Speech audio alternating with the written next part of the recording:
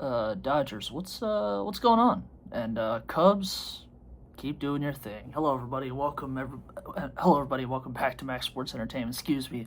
My name is Deepak Shankar, and here we're back with another MLB recap. And so this time we're going to recap from this past week, just like that WNBA game between the Wings and Mystics on Wednesday. This series, I believe, ended on Wednesday or Thursday with the Dodgers going to Wrigley Field to take on the Cubs in a series, and the Cubs sweep them.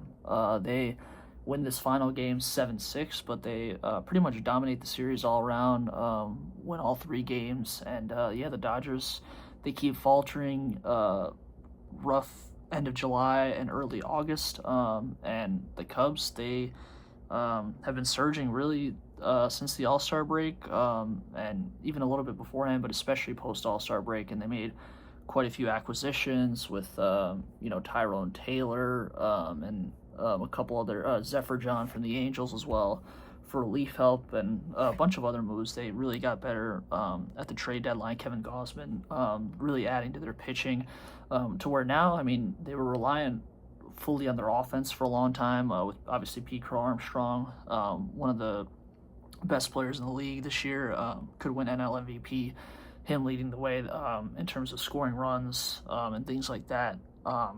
And their offense kind of carrying them to wins for a lot of the season. But then now it's kind of transitioned to where they're a more complete team, defensively, pitching, starting pitching, as well as the bullpen. And so now I think, the Cubs are a serious threat, in my opinion, now, where I think they're obviously going to make the playoffs. And then at that point, anything can happen. And I think they have a real chance, not just because of this series, but just how they've been playing overall as of late, to beat the Dodgers or the Braves, or really anyone in the National League and get to the World Series. And so, yeah, with this game, it was pretty crazy, actually, that, Shohei Ohtani hit 2 home runs and Pete Armstrong hit 2 home runs. So they were pretty much just kept going back and forth. And, yeah, for the Dodgers, Mookie Betts, it was good to see him in the final game of the series. He went 4 for 4. Ohtani had a good series, but their pitching, Lauer today, or in Wednesday's game, and then Robleski, they both got shelled, gave up a ton of runs, leaving a lot of work to a little bit of a shaky Dodgers bullpen.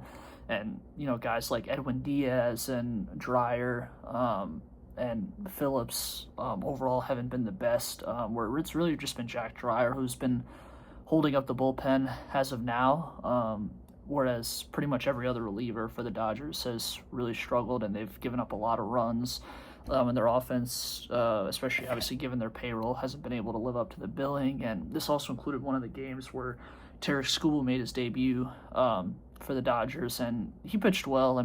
Pitched 6 innings, only gave up 1 or 2 runs, but the bullpen wasn't able to hold it. And yeah, for the Cubs, Pete Armstrong, great series. Suzuki, Kelly, Herner, Dansby Swanson had the home run against Tarek Skubal, which was the first run he gave up as a Dodger. So it was good to see him get going with Swanson. Bush had a couple good at-bats in the series, and then Shota Imanaga, their ace, especially pre-trade that deadline, had pitched well in this game.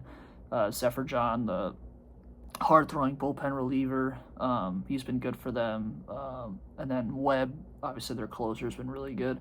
So they've just had a lot of guys, and obviously Suzuki, I think I mentioned him before, but just to be sure, with the hitting, they've just had guys coming in left and right, contributing with the bat or with the ball, with pitching. And so, the Cubs, they look good. And if you like more of this content, be sure to like, subscribe, comment, turn on post notifications, comment, all that good stuff. Would really help out your boy. Much appreciated in advance. So thank you. And Muncy had a homer. But really, this game was close. But even in this one, the Cubs were up 7-1 before the Dodgers made a late comeback to make it 7-6, but they just didn't have enough in the bottom of the ninth to be able to tie the game or go ahead and win it. But the other 2 games, the Cubs pretty much just dominated them, and the crowd was great, and Wrigley, as always, sold out, high energy, especially that second game of the series, a lot of hype. They kept booing Kyle Tucker, and Tarek Skubal. So obviously it's just one of those things where anytime the Dodgers come to town, they're just going to get all sorts of hate, negative energy. understandably so with the controversy of how big their payroll is with all the deferred payments, and it just seems like they're just this unbeatable super team. Obviously, they've won the past 2 World Series, but I don't know. I think they seem a little bit more vulnerable this year. That's just my gut feeling. I could be wrong, and maybe they could just make me look stupid and win their 3rd straight World Series, and then who knows with the lockout and everything after that. But I don't know. I think the Dodgers are aging. I don't think they're playing their best baseball, and obviously in October, all that matters is playing your best baseball at that time. But I just don't know if they can sort of flip the switch like they were able to these past couple of years. I mean, really in the Blue Jay series last year, they could have easily lost the Padres the year before. In the NLDS, I believe they could have easily lost that series. So they've kind of gotten away with it a little bit, and now, I mean, Ohtani's not pitching. It's very uncertain with that. Snell, Glass now. Mookie Betts, his best days are behind him. Freddie Freeman, 36, 37 years old. Kyle Tucker, their big hitting off-season acquisition. He's been coming on nice as of late with the bat, but still isn't what Dodgers fans, I'm sure, had hoped for by this time. And so, I don't know. I think the Braves right now are probably better. I know they haven't looked great, but I would even take my Phillies over them. And I think I would take the Cubs to the Brewers potentially as well. So I think there's multiple teams in the National League right now that can prevent the Dodgers from getting back to the World Series. But, we'll see. Obviously, anything happen. And the Dodgers have shown that they can flip that switch and be great when it matters most with all these, seasoned veteran Hall of Fame type players. But, yeah, it just looks like the likes of, Mookie and Edwin Diaz and others, Kyle Tucker, older players that are just kind of maybe washed. So who knows? And I think the Cubs are just firing on all cylinders. I mean, Pete Armstrong, he's behind Ohtani right now for the MVP, but I wouldn't be surprised if he wins it by the end of the year, especially with how good of a center fielder he is defensively, how well he's been hitting. He's improved on his weaknesses, especially against lefties this year compared to last year. So he really has it all. And obviously with Ohtani not pitching, that greatly decreases his value. So I think Ohtani would still have the lead right now if the season ended today, but I think by the end of the year, especially if Ohtani doesn't pitch by then, which he probably won't, then I could definitely see PCA winning the MVP and breaking Ohtani's MVP streak. So, what a year it's been for him and for this Cubs team, really building off of their momentum from last year, where they, I believe, got to either the wild card or the NLDS. I think they lost to the Brewers. Yes, I think it was the NLDS, and so. We'll see if they can keep this momentum going.